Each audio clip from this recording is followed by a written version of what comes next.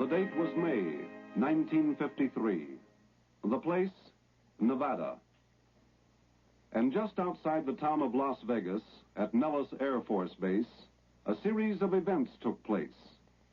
Events not included in routine airfield operations. The 280-millimeter guns were taken off their railroad flat cars and started on the 65-mile journey to the Atomic Energy Commission's Nevada Proving Ground, where they would provide the proof of their atomic might.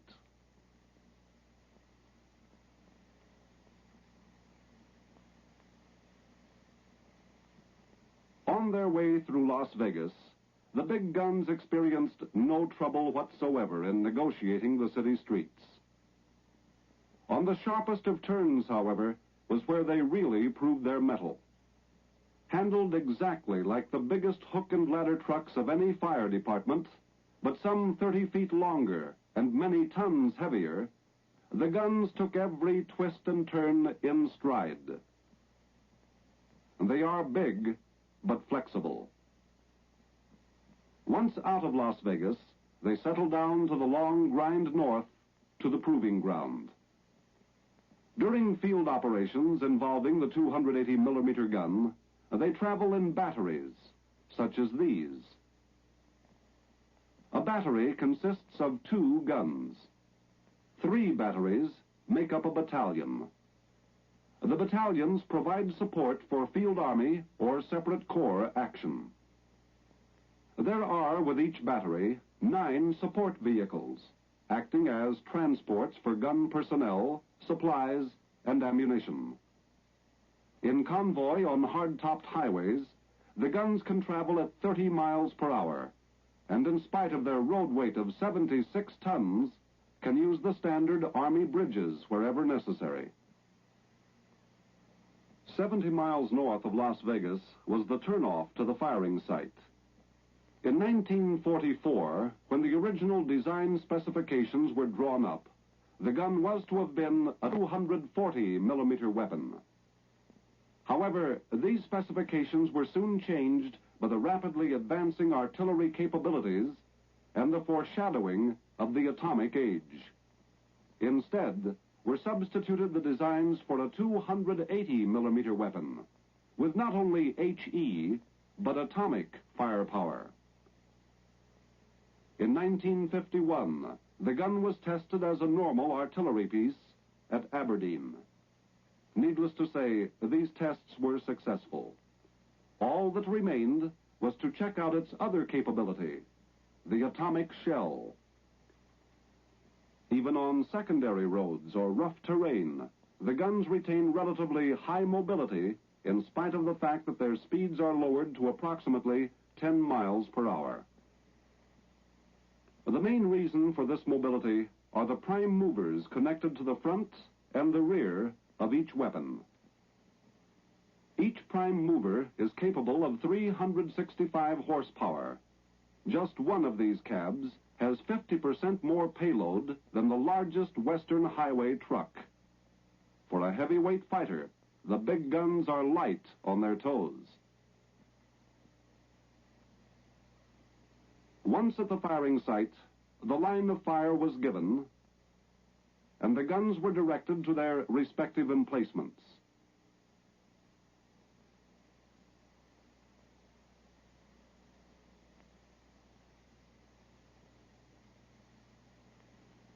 After getting into position, the rear cab lowers the gun and moves away.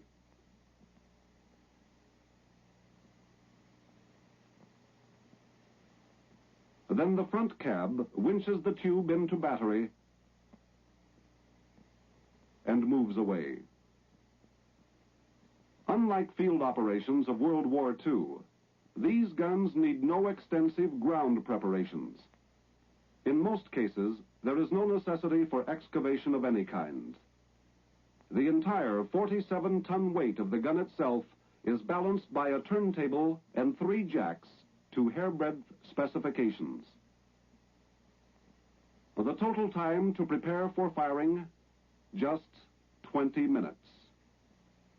After being emplaced in their firing positions, and prior to the firing of the Mark 9 atomic shell, a series of HE rounds were fired.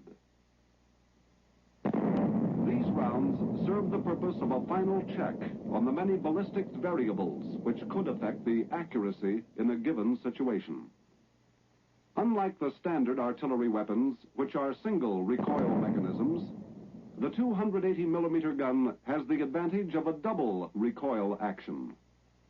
When fired, the tube recoils into the upper carriage, and then the upper carriage recoils. Such a system is the main reason for the lack of ground preparation needed before firing. A folding trough is used to load the projectile and the propellant. During firing operations, ramming can be done both manually and hydraulically.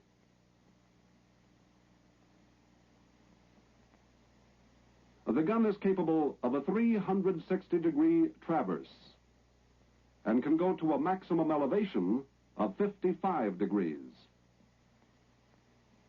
The time for rehearsals and final checkouts is over now as 0 hour approaches. The big gun is ready to prove its atomic punch with the firing of the Mark 9 shell as one phase of Operation Upshot Knothole in the Nevada desert. Everything functions with a precision found in any capable, well-trained team. 0 hour is minutes away now. The projectile is prepared and brought to the gun.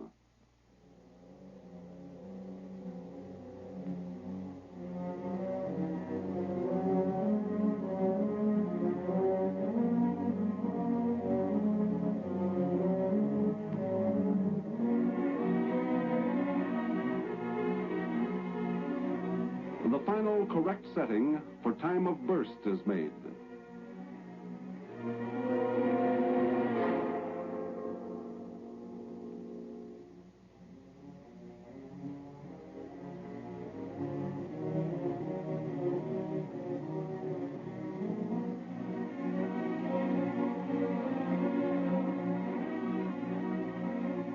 The breech closed and the primer inserted. Once loaded, the gun's elevation is set with a gunner's quadrant.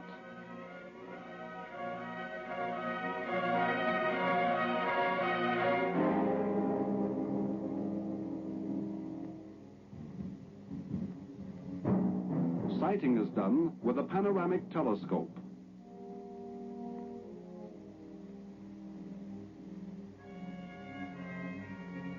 As the last step, the primer is connected and continuity of timing and firing circuits is completed between the control point and the firing site. With everything set now, the gun crew moves back to take positions in slip trenches during firing.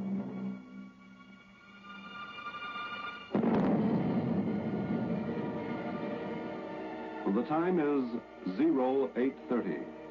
The date, 25 May, 1953. 4, 3, 2, 1.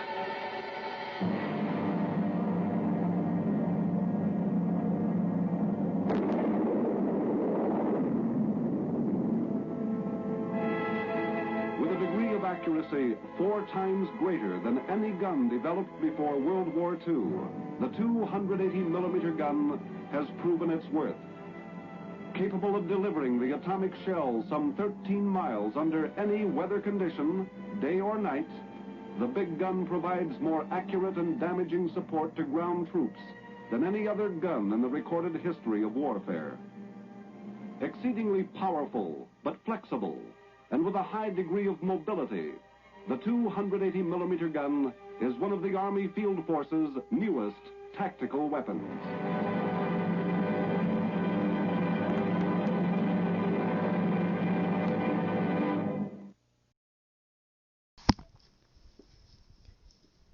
Well, it was too, and it definitely was the newest.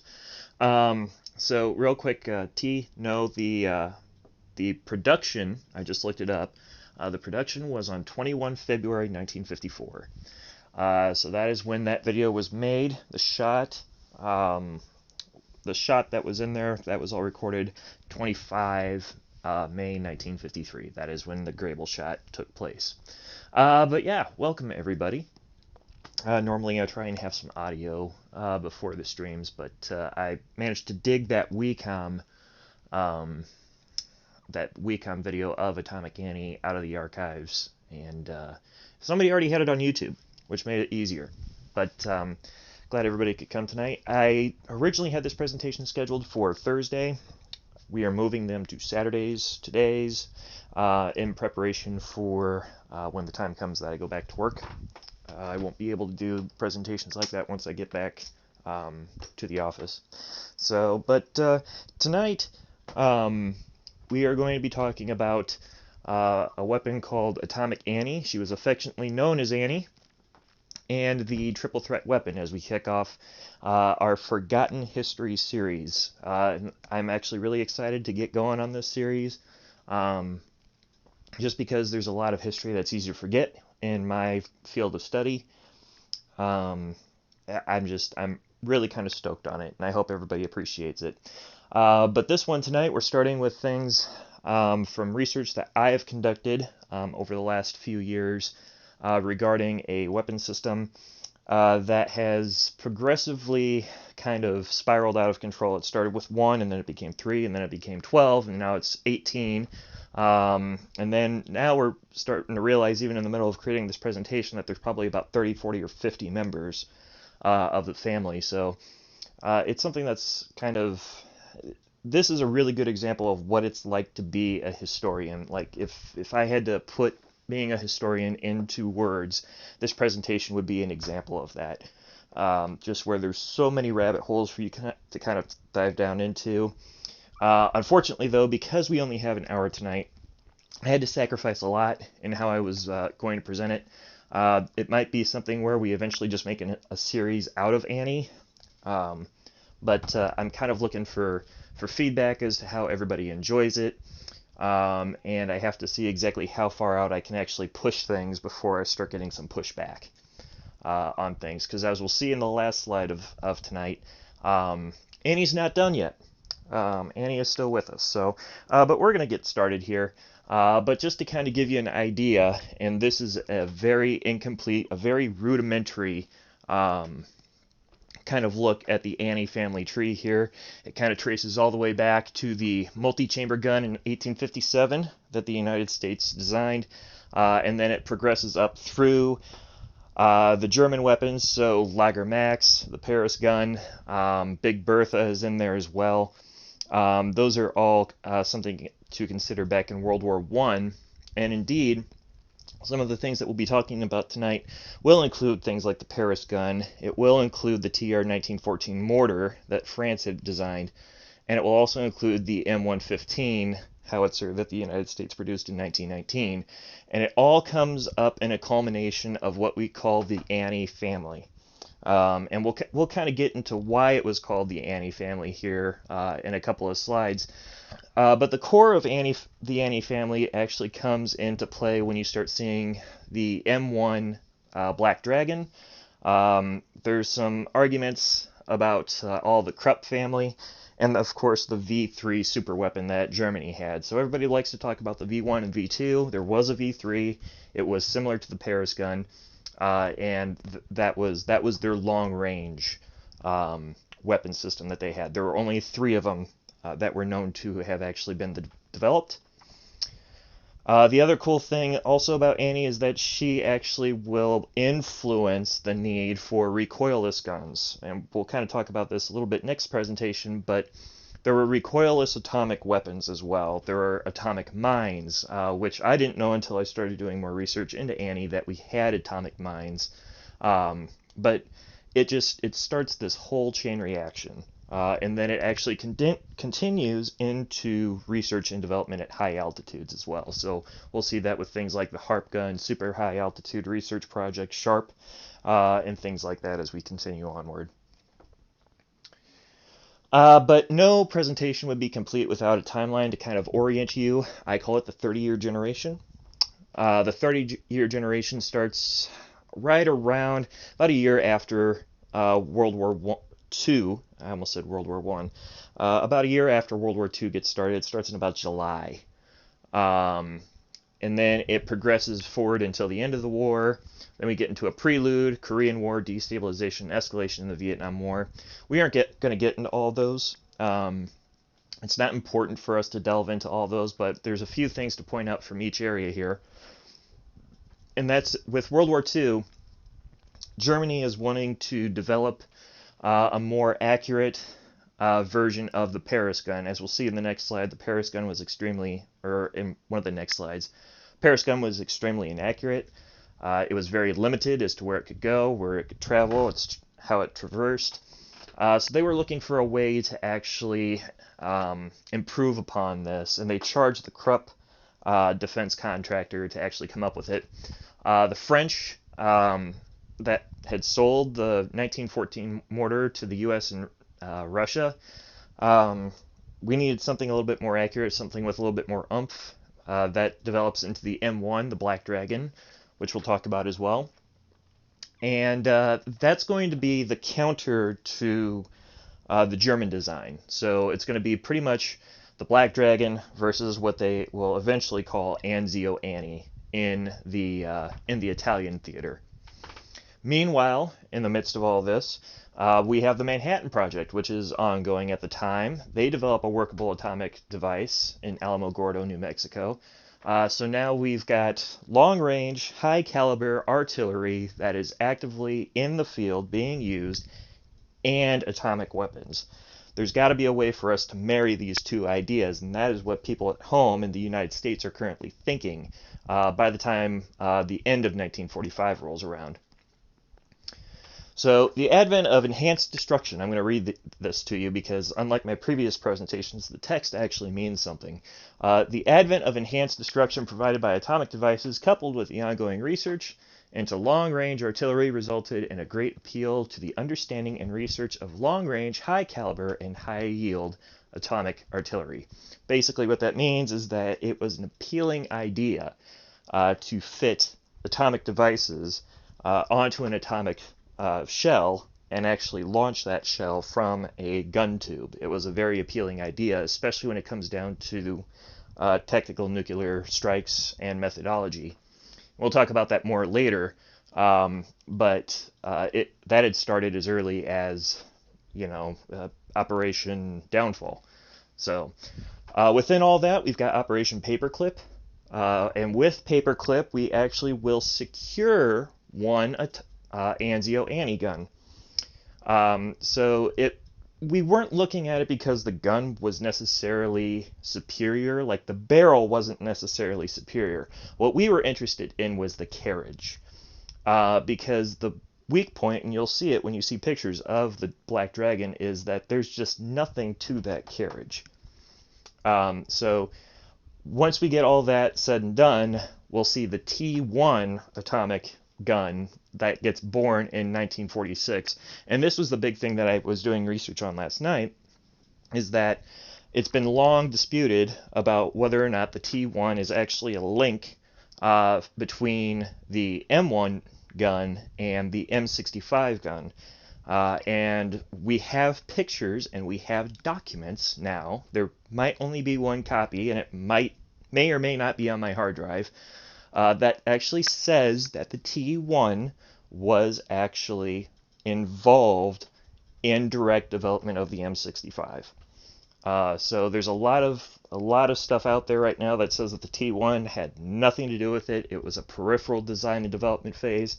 It was not. The T1 was actually directly the prototype for the 280 version.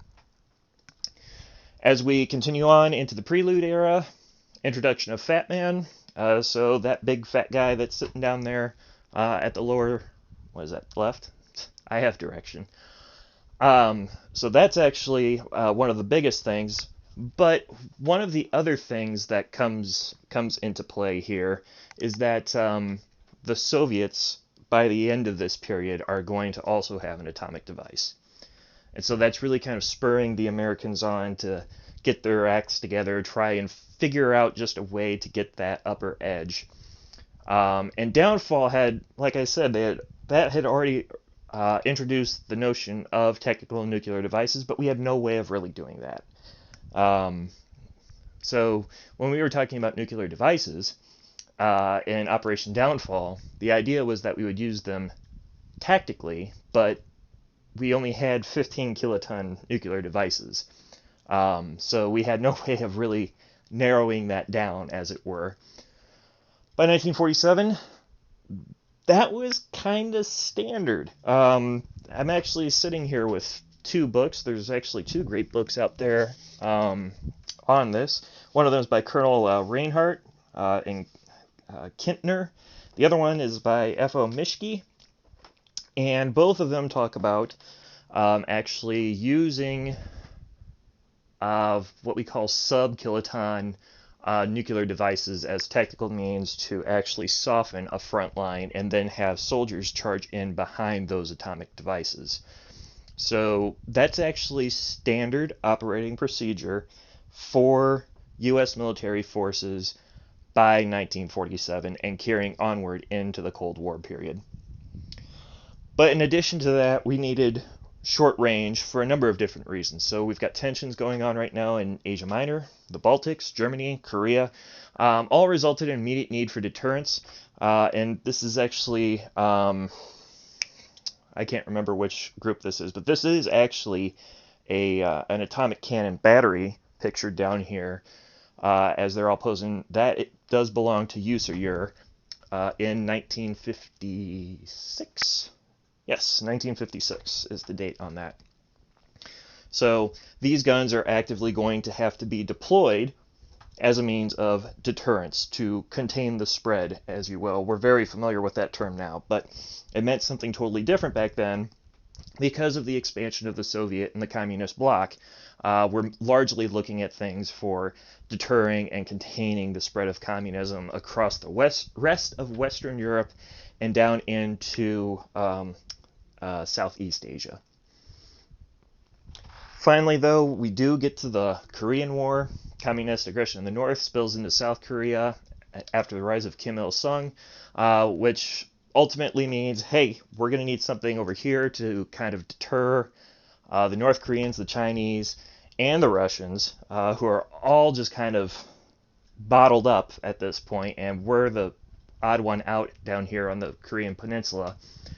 Unfortunately, though, when Truman deploys the U.S. military, he's criticized for it. And the reason that he's criticized for it isn't because he actually did it. It's because when he did it, he was very hesitant to use the options that he had available to him. So most of the time, when you're reading a lot of historical texts, you'll see contemporaries with Truman criticizing him for not using atomic weapons and atomic diplomacy. So he ends up leaving office in 1952. He's kind of humiliated when he does. Eisenhower takes the reins. And then we start to see this thing called the National Security Council number 68, which enacts flexible all-options response, and that's not to be confused with JFK's policy, to any external threats or risks of Soviet influence, and basically just to make life a living hell for the Kremlin. So that is the main mindset behind NSC 68, and it enables atomic deployment when and where deemed necessary by the U.S. military and the U.S. government. In addition, around this time, we've miniaturized atomic devices enough for smaller airdrop bombs. So that is actually an example of one of the smaller bombs down there in the middle. Doesn't look that much smaller. Weighs a lot less, I'll tell you that right now. I think, if I remember right, the Fat Man bomb weighed about 10,000 pounds. I believe this one weighs just over 6,500 pounds. So it weighs considerably less. Smaller devices also result in successful reduction of size to the point they can be tipped on artillery if we reduce the size enough. So another thing about these airdropped bombs is that they are also much more powerful. So we're now dealing with 50 kilotons. We're now dealing with a few 1 megaton bombs at this point.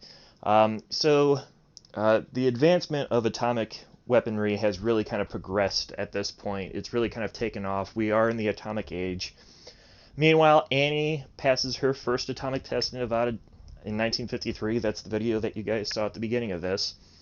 And it had already completed its conventional weaponry by that time. So it was done. That one test is all they needed. And they collected enough data off of the Grable shot to actually go ahead and begin moving into the more active production phase for the W9 warhead, which is what they used. But the concentration then becomes, where are we going to use this? Well, there's two places in particular that we're looking at using this. The first one's going to be in Korea, in the Asian theater. The second one is going to actually be in Germany, in the Fulda Gap region especially. So just to kind of reorient you, I'm not going to sit here and talk to you about Cold War, alliances. That would be I've been through one of those talks. That's boring.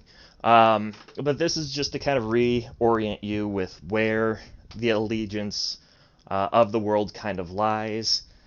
I mean, it's pretty cut and dry. You should pretty much... I love this. I pulled this off the internet, and I'm just now seeing this for the first time. I love that somebody actually put India as, oh boy. There's a lot of give and take that goes into India. That's part of the reason that you see that being used, but yeah, that's part of the region. Actually, that's a World War III prep map. Oh no! I'm just now seeing it. It's actually very close though. That makes me mad.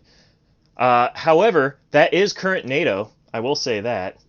I hate it when bad things get into my presentation thing. It's actually really hard to find a Cold War map. Now I'm sad.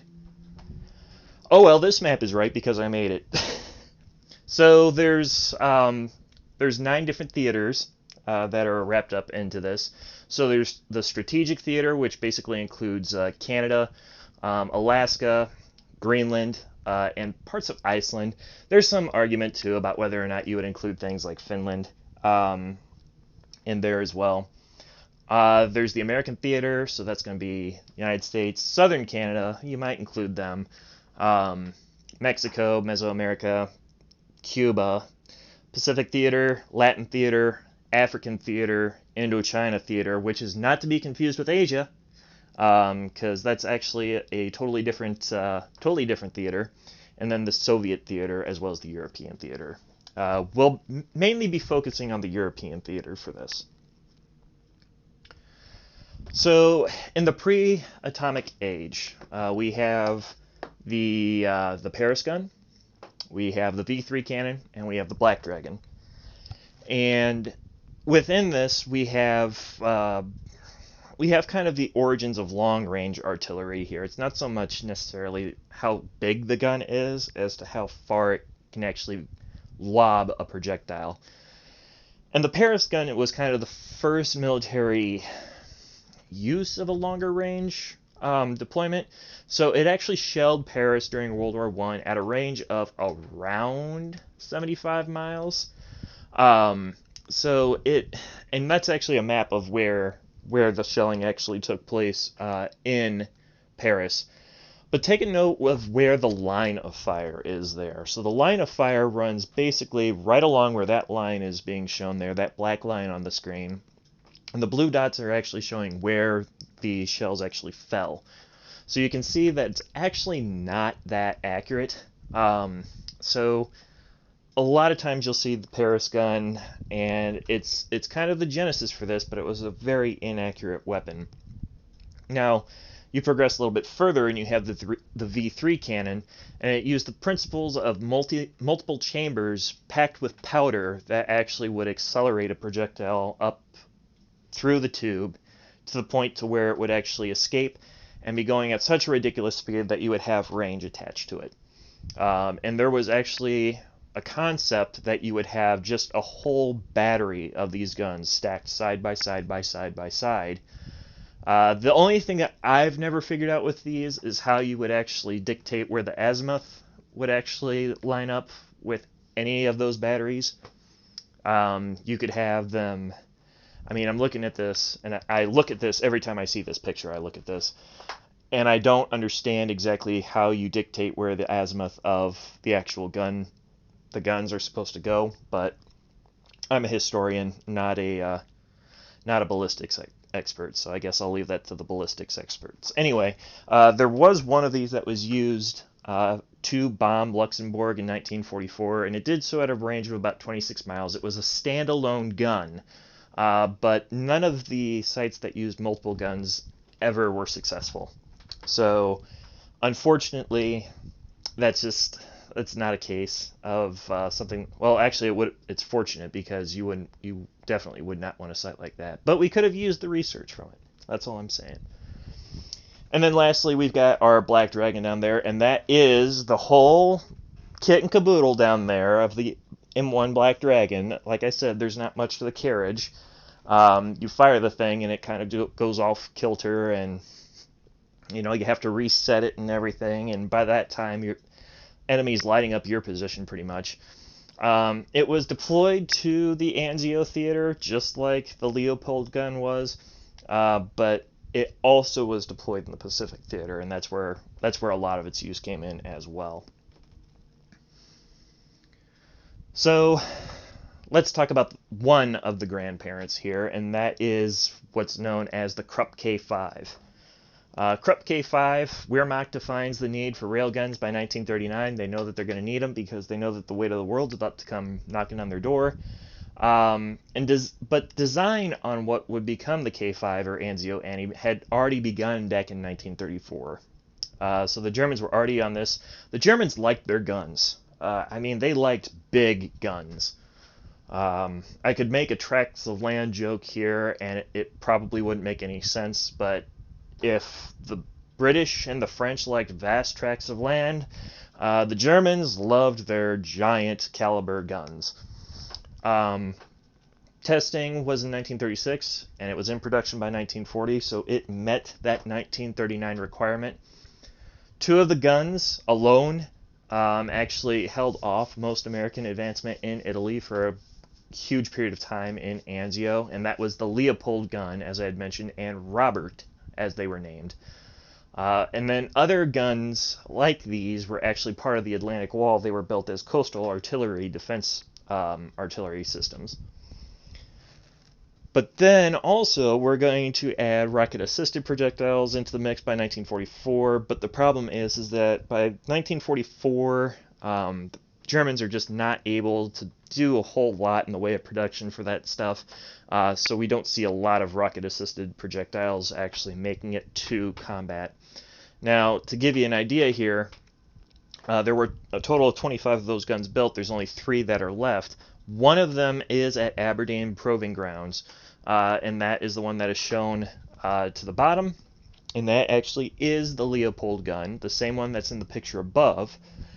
But it was a 283 caliber standard shell. They weighed about 530 pounds apiece, so those were heavy, heavy shells, and they had a range of about 40 miles away. The other thing, though, to keep in mind is that they couldn't fire very fast, but they were extremely accurate. And part of the reason that they were extremely accurate and able to fire at such a distance had to do with how the carriage was built. And if you have paid any attention to the last few minutes, you'll notice that I keep mentioning carriages an awful lot. That should give you a hint about where we're going with this. The other grandparent, as I mentioned, that is the Black Dragon. It was a split trail carriage, like I said. It was towed. not a whole heck of a lot to it other than it had a spotting gun on the top and a 240 millimeter barrel attached to it and a split trail. I mean, we do split trails now. I mean, that is the standard design, but the design of this specific split trail was as such that, I mean, the artillery piece was massive. You have to imagine for 240 millimeters. So it just was not all that. It didn't have the range and it didn't have the accuracy, as it says there. And then it was actually developed and deployed along with the 8-inch gun, which is now known as the 203 millimeter M1, that some countries still use. A lot of NATO countries still use it. But it was just very limited in its deployment because it just wasn't an accurate gun. And gun technology and artillery technology had just taken off and just developed much farther and beyond what the M1 could have afforded. There were about 315 guns built by the end of the war, and pretty much by the time the war ended, we're just like, we're working on this T1 instead. The design was modified, as it says here, with tubes being used on gun T1, which some say is Annie Jr. I don't really have a name for the T1 gun other than that one gun that apparently never existed but did. Had a hit rate of fire 2 times that of Anzio Annie, but that's largely due to the fact that it was not nearly as accurate, but the range was less than half of what Anzio Annie actually had provided the Germans. Or I shouldn't call them Germans, I should call them Nazis, because they were Nazis at the time. Germans were the people. So the requirements for a system like Annie come from the Air Force transfer of B-29s going to the Air Force and the B-36 gap that occurred. And it's going to be exacerbated, actually, kind of, by the development in 1949 of a Boeing aircraft that will eventually become the B-52 bomber that's still in service. But with the Air Force taking aircraft, that means that the Army no longer has a means to deliver an atomic device, and the Army also needs to look for ways to deliver an accurate tactical nuclear strike. So, revised military doctrine by 1949 included Army battlefields, which is an Army Field Manual 100-5. That's still something that you can reference. 100-5, I think's most recent revision is like 2009, and it certainly doesn't have anything like that in there. It's probably because we got rid of the policy in 1992. But just some history on field manuals there for some of you. The embracing of all available fire support means, that was actually mentioned in Field Manual 31-35. That's also no longer in a field manual either. Just saying. The concept of atomic battlefields required tactical atomic weapons, so smaller yield or adjustable yield atomic devices. And there was a project called VISTA that was actually a joint effort to determine the best mode of delivering that atomic package. Ultimately, it was decided that if you were at, say, about 20 miles away and you delivered an atomic strike package, theoretically, you could actually survive a blast at 20 miles distance. We know now that's probably not the case because of this little thing called radiation, but that was the theory at the time. And that's actually a great photo up there above. That, well, okay, just in case, we'll put everybody in these heat-resistant suits. We'll give them shades. We'll make the suits resistant to nuclear radiation, and we'll just send them in behind atomic line of fire.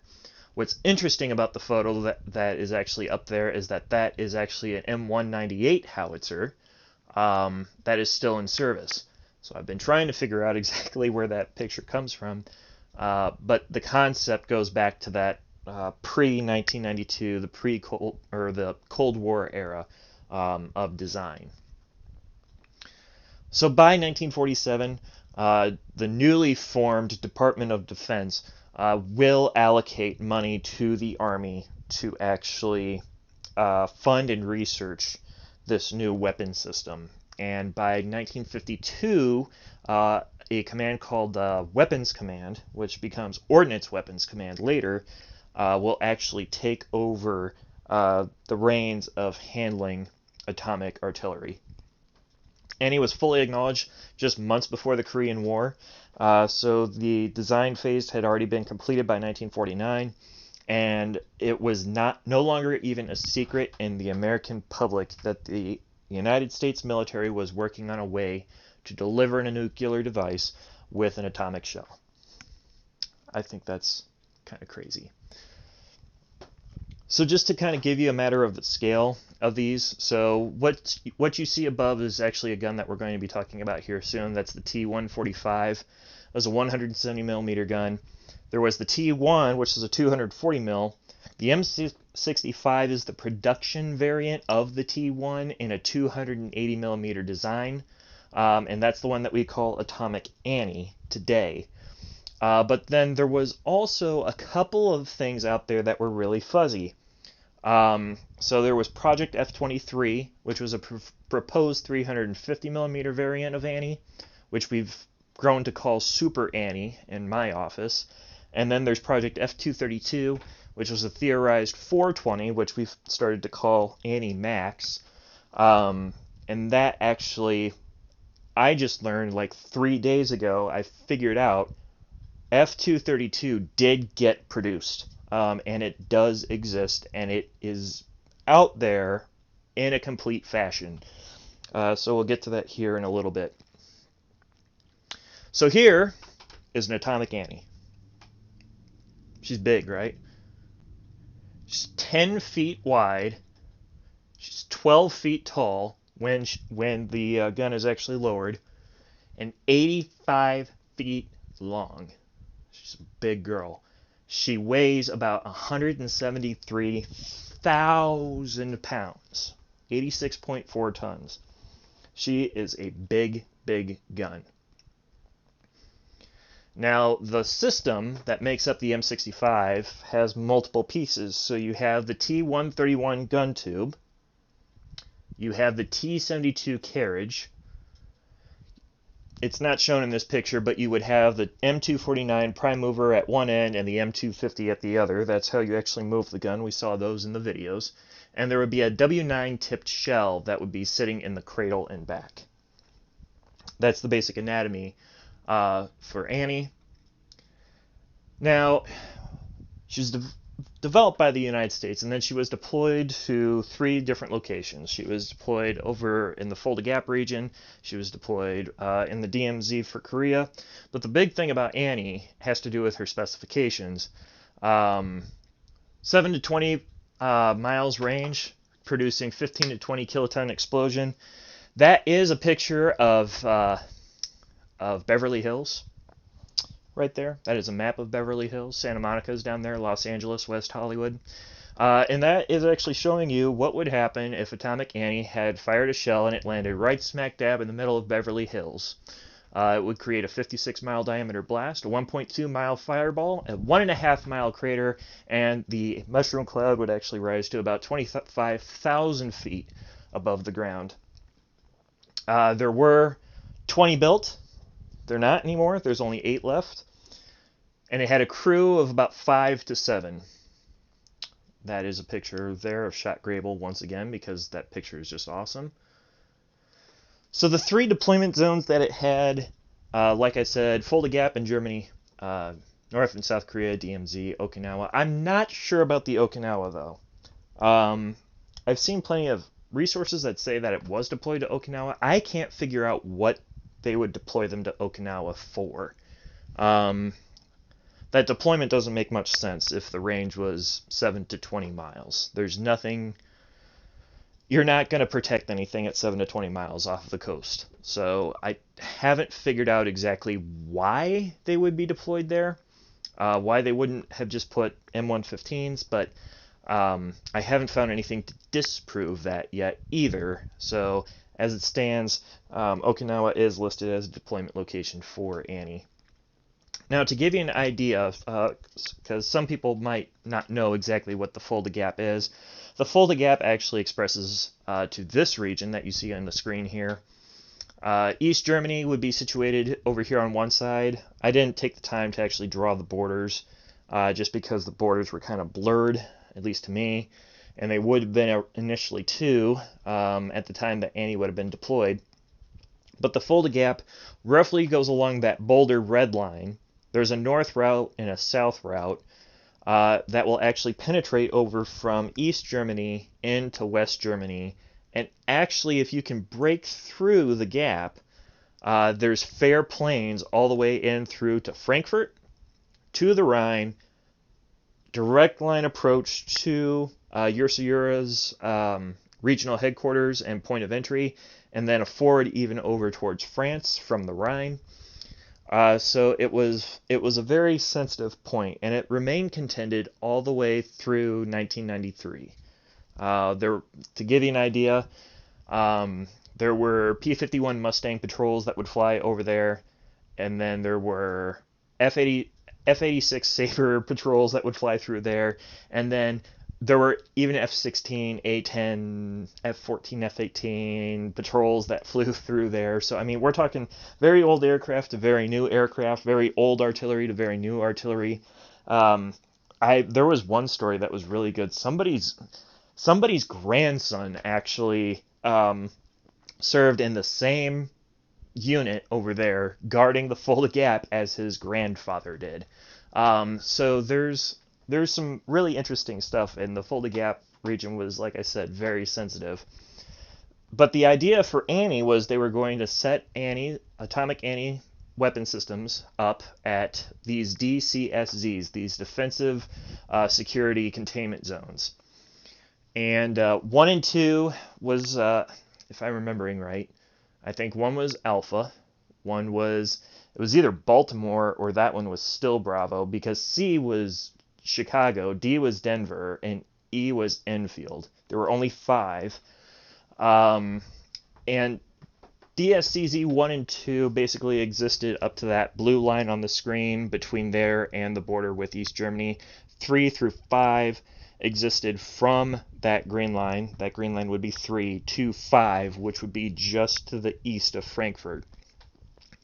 And basically the idea was you were going to actually put atomic weapon systems in there and use them as a means of, if the Soviets started to invade, you would actually fire this battery of atomic shells, and that would create an atomic wall between you and the Soviets, either as a means to deter them, keep them out, or to just buy time to actually start bringing forces in from that POE back in Frankfurt. Like I said, it's something that when we hear it here, it doesn't make sense. At the time, it made plenty of sense. But we know more now than we did then, as is how it always works. But some things about the Fulda Gap, because I'm positive that not everybody is aware of this. So this is actually a better map showing you of exactly what the Fulda Gap looks like. That was the primary. Germany was the primary threat for Soviet invasion. It was an especially delicate region. It had the highest concentration of tactical atomic weapon systems in deployment, and NATO forces were convinced that if there was going to be an invasion of Soviet forces anywhere in the world, it was going to be via Fulda. Now, Fulda, of course, is a town, as you see down here, that is situated in between 2 mountain ranges, and it generally has pretty decent ground running through it, which means that it's easy to defend, but it's also hard to defend at the same time. But it's easy for especially infantry to make their way through this region. Not so much for mechanized, but extremely easy for infantry. But there were 3 routes that were suspected for Soviet invasion all across Germany, and that was the North German Plain, the Danube River, which was in Austria, and then, of course, through Fulda. Now, there were 2 routes that made up the Fulda Gap, and one went through Augsfeld, and the other one went near Fulda explicitly. So the exit of the gap, like I mentioned, also allowed for just straight blitz right out towards Frankfurt. So it was a big deal. Unfortunately, however, because of the nature, like I mentioned with mechanized units, it wasn't great for mechanized units. and it required a lot of maneuverability. It required a lot of things that, unfortunately, Annie just wasn't built to do. She weighed, like I said, 86,000 pounds. She required anywhere, the video actually lied, it wasn't 20 minutes for emplacement, it was more like 2 hours for emplacement, especially in soft ground. That number might have gone down if you were on sand, but the thing about sand is that you have a high risk of actually having friction happen at the surface, and you can actually move the carriage no matter how much resistance you have associated with it. And they actually state that in this engineering study here, that there was problems with the carriage design. So as great as that video actually sounded, it wasn't as great as it actually seemed. I am going to warn you guys, what I'm about to show is extremely thick. It's very technical, and I'm going to try my best to explain it as best that I can here. But Annie, Super Annie, and Annie Max were all just kind of doomed from the start just because of their inherent design. So this technical manual that I'm quoting from, it says, the purpose of the project was to perform research and development to determine the basic engineering factors for the design and development of a mobile weapon of approximately 350 millimeters in caliber. Basically, Annie was actually just a stepping stone in the grand scheme of things, is what that's trying to tell us. And this is the actual carriage. The drawing of the carriage that would have been used for the 350 millimeter gun, very similar to the T-72 carriage that Annie actually used. It required 2 prime movers or a semi. There was a drawing for a semi that they actually used. And emplacement took a considerable amount of time as well, especially if we look at this quote. The emplacement time should not exceed 4 hours. The rate of fire should be let's see, I think that's supposed to say 1. That's a lovely typo. 1 round within every 4 minutes. Recent discussions with ordnance engineers have revealed that the design specification of 3,000 feet per second may not be required, and that the important factor is a range of some 40,000 yards. It's about 25 miles. But the big thing there is the 4-hour emplacement time. That, coupled with how you are going to maneuver 2 prime movers or a semi in a very narrow region, is part of the reason that this weapon system was doomed from the get-go. And this is the legitimate data that was pulled out of Project F-23. The total weight for this weapon system was about 221,000 pounds. It makes Annie look lean. Total time of emplacement, 4 hours, which is a ridiculous amount of time. What's interesting is that the specifications versus the narrative do not match when it comes to the range.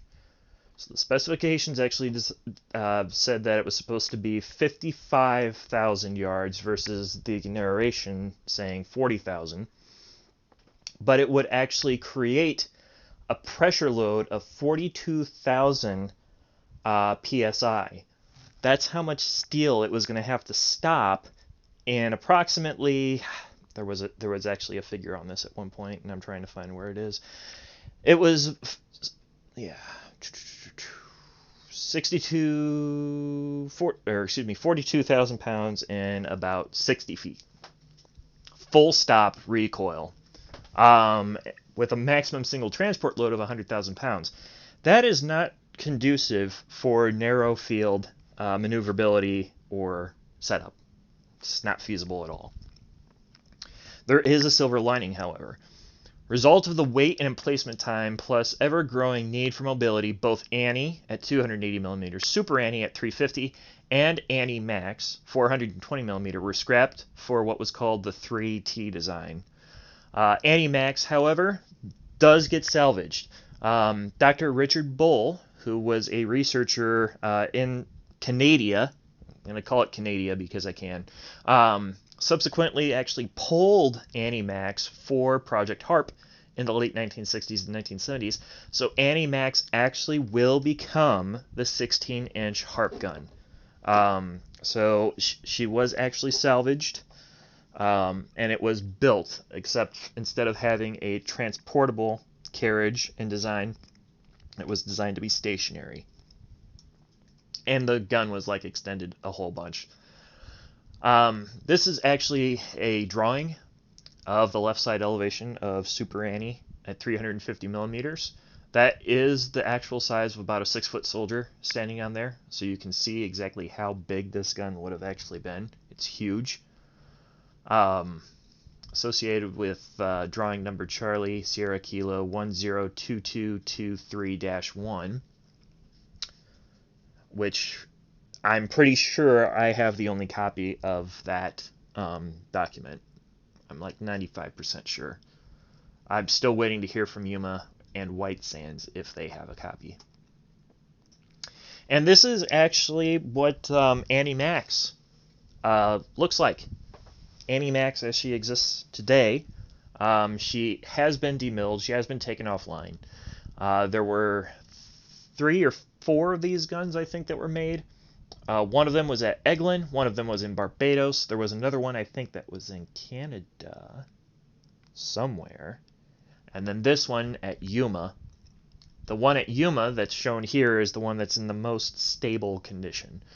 But this is the 16-inch harp gun as it would have appeared if it was in its Annie Max configuration. It would not have those spires on the side. It wouldn't have the fins. There would be no need for stabilization, and it probably would also not have. It would probably be 2/3 of the length of that gun. But this is where Annie Max eventually ends up as a design. But it doesn't stop. It was never just about one, as we say. So we have the 175 millimeter gun, the 8-inch howitzer, and the 240 millimeter howitzer on a single carriage. This was associated with contract. This is Delta Alpha Igloo 36034-505, ordnance issued Papa-4, and this was in June of 1955. But what exactly was the triple threat weapon? So it was the 3T design, which stands for triple threat. But as amazing as Annie was, she was just too big, as mentioned.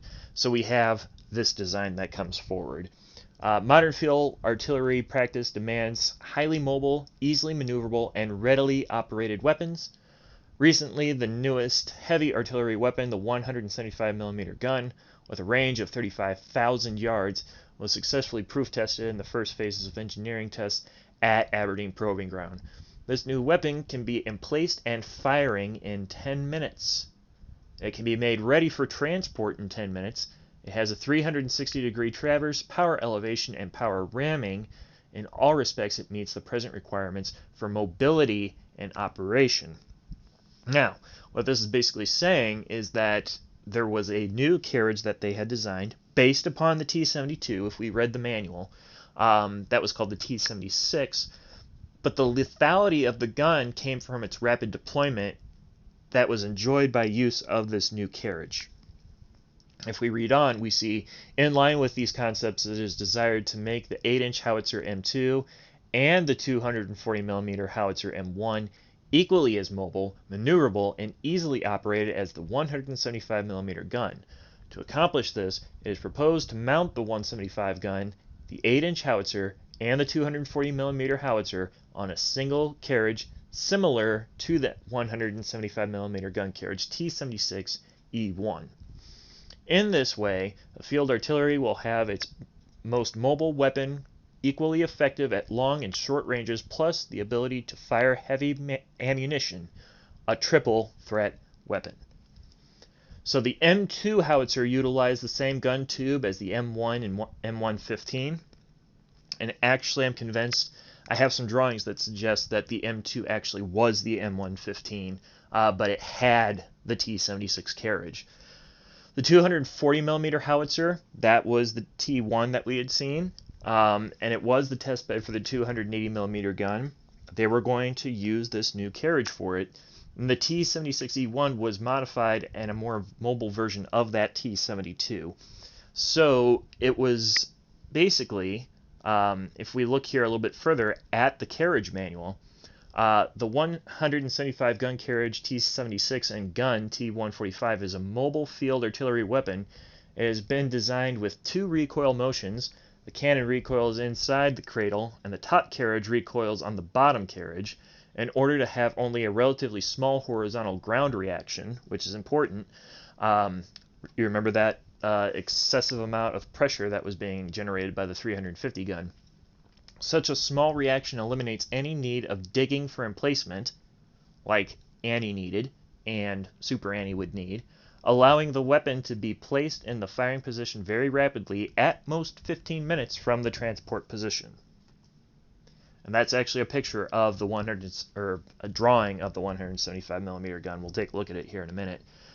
But this is all to say that the triple threat weapon wasn't the gun. The gun wasn't the triple threat weapon. It was the carriage. And that goes into a really, really fantastic quote that I actually found. It's not in Mischke's book, but Mischke actually said this. War is not always decided by the weapons, but the execution, skill, and resilience of a force. So that's extremely important to think about. Here are the 3 schematics for the triple threat weapon here. So the 240 millimeter howitzer is the one that's displayed on the left. 8-inch howitzer is the one in the middle. And then the 175, the one that we have now grown to call Baby Annie, is shown down there on the right. Now, of all of these, all of them actually were tasked with an atomic mission, but the reason that we call her Baby Annie is because that was the actual weapon system that was fielded to replace the 280 millimeter guns in the Fulda Gap in Korea and on Okinawa, if there were any on Okinawa. But the interesting thing about the T-145 has nothing to do with its design. It's the fact that this gun exists in models only. So it carried a smaller tactical atomic device. It was about 5 to 15 kilotons, depending on what you were looking at. Had up to 60 rounds per hour firing rate, juxtaposed to the 15 of Annie. It was highly mobile, easy to conceal, easy to emplace, considerably lighter. It weighed less than 50,000 pounds. It remained in service well into the 1960s and replaced the larger Annie units in Germany, like I said. Then, once again, HARP actually will come in. They'll take these and they'll retrofit them eventually to become the 7-inch HARP gun that gets used. And for those of you who don't know, HARP actually stands for High Altitude Research Program. It's something I'd have to build a whole other presentation on it, but that's a whole other family that actually comes from Annie. But the thing of it is that there's no actual photos in the 3T configuration that exist. That picture up there is actually of a model. I have pictures of just the tube. I have pictures of trunnions, but there's no actual picture, at least that I've been able to find, of an assembled piece in testing. I've been able to talk to a couple of people who fired the guns. I've been able to do some histories with some of them. There's a fantastic guy on the internet that actually has done an Atomic Annie history page, who was actually at Yuma Proving Grounds firing these weapons. But for some reason, there's just no photos out there that really show the 175 millimeter gun. It's really strange. It's really strange. I have no idea why those headers are showing up later. Anyway, but the New Age family. It was the end of the 3T family, but it wasn't the end for Annie. So the current incarnation of... I shouldn't say that. So from 1971 to 1992, that's on the other side of that 30-year generation that I mentioned, the requirement still existed for atomic artillery. So we had the introduction of the M198 howitzer, which is a 155 millimeter design, that replaced the M114 in 1978. It actually took on some of the triple threat weapons mission requirements. and it remained it's still in service today, this gun, but its atomic shells were actually taken out. Because one of the things that we started to realize by about 1963, 4, 5 is that it didn't really matter what the gun system was, as long as it could actually propel as long as it could stabilize the actual artillery shell, and it could lob it to an effective range, like the amount of powder and charge wouldn't destroy the tube. Any gun system could actually fulfill the need for a tactical nuclear strike. So the M198 is going to take that role, and the M115, for a short period of time, up until the M198 is ready, is going to take over that role from the triple threat weapon. So it's something where they're just tagging off of each other. Now, again, this is going to happen again. The M198 will eventually be replaced totally by the M777. It's in progress right now. But to give you an idea, that is a picture of soldiers during Operation Iraqi Freedom with an M198 howitzer firing conventional artillery, as Annies were capable of doing, as the triple threat weapon was capable of doing. All of them were capable of doing this. So it comes up to, what is Annie like today? What do we see for the Annie family? What do we see for triple threat systems? So we have docile Annie here, high altitude research and ICBM interception, and this is where things start to get a little bit blurry in the research path. So the children of the Annie family trace to the M777, like I mentioned. It's a conventional howitzer, and the XM35 self-propelled howitzer, which both of them are showed down there on the right. The XM35 is not yet online. That is a new project that is currently being developed. New emerging demands for high-altitude research hints at some kind of restoration, possibly of Annie Max or a similar system. The caliber would depend on the research need. That is a picture of the Barbados ruins of the HARP site down in Barbados. The HARP gun, the 16-inch HARP gun, or Annie Max, is actually just off-center towards the bottom of that red highlight. So it's in bad shape. It's been fully taken over by nature. High velocity projectile research has also been considered for ICBM interception in numerous nations, not just the United States, up to or exceeding that 3,000 feet per second threshold. So once again, we see that FPS requirement, and it's something that is coming back to us today. All of this is to say that the Annie family is still alive and well today, and we're learning more about it. There's just not a lot of people that are actually taking a look at this particular set of information. When we're looking at Cold War history, we're largely looking at things like doctrine. We're looking at things like, how did the U.S. and the Soviets interact with each other? How did things like the Korean War impact this, or the Vietnam War impact that, or what was going on in Algeria, what was going on in the Baltics, what was going on in Malaysia, and things like that. We're not looking at military doctrine down to a tactical level. And that's something that, as a result, most of this information has not been aggregated yet. And a lot of the information is still buried because nobody has gone out there looking for it yet. So when we see stuff like this, it all kind of ties into everything else, kind of, in a way. You know, you have to think about logistics, you have to think about artillery, you have to think about training, you have to think about material production and mining and things like that, and most people are just not thinking that far out. So that is going to do it for this presentation. I hope you guys enjoyed it, even though there was a picture that I forgot to doctor in there. Even though that map didn't get doctored the way that I wanted it to. That's okay. I think that happens every now and then, especially on Twitch. This isn't supposed to be official, but I'm going to try and make a little bit more from Annie out of this.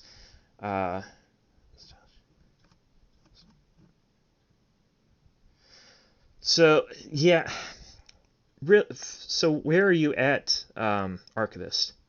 That you guys had an Annie that actually fired Oh, I see what you're saying. I'm sorry. Um, so on there, I'm actually glad you brought that up. So Archivist brings up still firing an Annie device. I look for that to be the case. I look for there to be one or two complete M65 systems to actually be fired at some point. And the main reason that I say that is because it's a serious thing that they're looking at. They are seriously looking at using the Annie system as a test bed for ICBM interception. At least that's my theory. We know that there was at least one Annie that was taken down to White Sands, and we have no freaking idea why. At one point, there was talk of them taking all of the Annies that are out there and taking them to White Sands, but that's been shelved, and I know at least one of them has wound up down there, and I couldn't tell you for the life of me what it's for. I guarantee you they're going to try and fire that thing, but what kind of shell they're going to be firing from it, I could not tell you. It is cheaper than developing a totally new system. You're absolutely correct about that. I think I looked into RDE with everything, with the triple threat weapon and the cost overruns that they were looking at. And the Annie program was extremely expensive, but I looked at it in comparison to the triple threat, and the triple threat I think came out to be like 38 to 50% cheaper than the Annie program over a, well, what were they saying? I think they were using a 15 or a 20-year scale. I can't remember which scale they were using because I've seen 15, I've seen 20, and I've seen 30, but it wound up being cheaper. But we see a lot of that today too, even with modern air defense systems. So the B-52, for example, they're trying to keep that up and running, mainly because it costs less for them to keep the B-52 up and running currently than it is to develop an entirely new system with the same dependability and the same capability. So I have to say this with caution. So I'm trying to figure out how to word it. The F-22 and the F-35 programs are both examples of what happens when you have finances that are left unchecked in military budgeting. And then there's another example of this too. That would be the Stryker. The Strykers are also like that, that are used. All three of those are kind of examples of what happens when you want new, but you're not really thinking about your mission requirement to the point that you're making a good decision for your money. So, but I entirely agree. It would be definitely cheaper than developing a completely new system if you could modify that system somehow, like with Annie Max. If you could modify that somehow, it would be extremely cost effective. Because that was the nice thing about the 16-inch harp gun, is that it didn't require them to go out and fund new research to decide that this gun would work. The research was complete. All that they needed to do then was actually build it. So, good examples everywhere. Stop changing requirements. We'll stop there. Build on what you have. Absolutely. And I think we're learning our lesson. I'm of the opinion that we are learning our lesson. We'll never learn it properly. We'll never fully learn it because we're all humans, and humans do what humans will do best, and that's, blow shit up. Especially if you're a Corps of Engineer guy, you'll love blowing shit up. You'll spend money. You'll insist that you're right and the other guy's wrong. Just human things. But I think we're a little bit better now than we used to be. except the Air Force, and I will stand by that. I'll die on that hill if I have to. And if somebody from the Air Force sees this video and they want to call me out on that, that's fine. You can call me out on that. But you guys spent too damn much money on a coffee mug. So I don't want to hear it from the Air Force. So, more explosives always work. Yeah, you're right. They do. You're absolutely right about that. Hey, Seven. Good to see you. Glad you could stop by. So, but yeah, I've told everybody this, that more explosions will make everything okay. More explosions make everything okay. So, I think that I'm going to wrap it up.